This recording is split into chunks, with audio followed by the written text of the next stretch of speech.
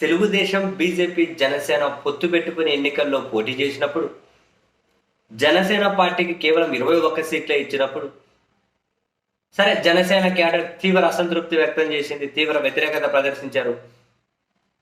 అప్పుడు జనసేన, టీడీపీ వైపు నుంచి వచ్చిన మాట ఏంటి అంటే, ఎన్ని సీట్లు వచ్చాయని కాదు, 21 గెలవబోతున్నాం, 100% స్ట్రైక్ రేట్ ఉండబోతుంది అని. బహుశా ఎన్నికలకు ముందే వాళ్ళకి ఇవన్నీ ఎట్లా తెలుసు మనకు తెలియదు, కానీ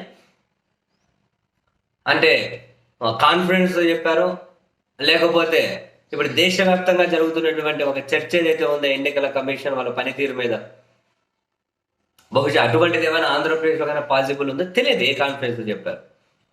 21 గెలుస్తున్నాం, జనసేన సైనికులందరూగానే మీరేం పర్లేదు, ధైర్యంగా ఉండండి, పనిచేయండి, ఉమ్మడిగా ప్రభుత్వం వస్తుంది అన్నారు. రేపు ప్రభుత్వం వచ్చిన తర్వాత 33% నామినేటెడ్ పదవుల్లో మనకే సీట్లు ఉంటాయి, స్థానిక సంస్థల కోటాలో మనకే సీట్లు వస్తాయి, 33% ఇది మాట్లాడుకున్నాం అన్నారు. సీన్ కట్ చేస్తే నామినేటెడ్ పదవుల్లో 33% కాదు, ఏదో 4%, 5% అట్లా విధిలుస్తూ ఉన్నారు. పట్టని చెప్పి 4%, 5% విధులుస్తున్నారు అట్లా. దీని మీద జనసేన నాయకులు ఎవరైనా కనుక అసంతృప్తి వ్యక్తం చేస్తే, జనసేన క్యాడర్ అసంతృప్తి వ్యక్తం చేస్తే వాళ్ళని పార్టీ నుంచి సస్పెండ్ చేస్తున్నారు. కొవ్వూరులో టీవీ రామారావు చూసాం, మొన్నటి కొన్ని విశాఖలో వాళ్ళ ఫ్లోర్ లీడర్ భర్తను చూసాం.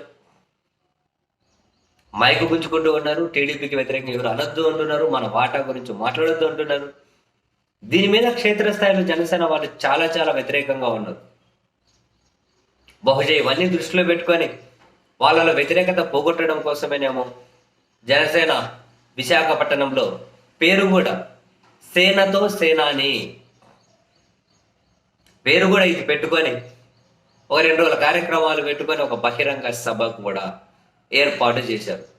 ఈ బహిరంగ సభ నుండి ఈ జనసేన అధ్యక్షుడు ఏం మాట్లాడబోతున్నారు, ఉప ముఖ్యమంత్రి వాళ్ళ క్యాడర్ని ఏ విధంగా సంతృప్తిపరచబోతూ ఉన్నారు, నామినేటెడ్ పదవులు కూడా తక్కువ సీట్లు రావడం మీద మేము అసంతృప్తిగా ఉన్నాం, ఈ లెక్క సరిచేయండి అని చెప్పి ప్రభుత్వాన్ని చంద్రబాబు గారిని అడగబోతూ ఉన్నారా, ఎన్నొచ్చినా కూడా మీరు నోరు తెరవకండి అని వాళ్ళ క్యాడర్కి ఏమైనా చెప్పబోతూ ఉన్నారా, ఏం చేయబోతున్నారు అని వాళ్ళ క్యాడర్ అయితే ఆసక్తిగా ఎదురు చూస్తూ ఉన్నారు.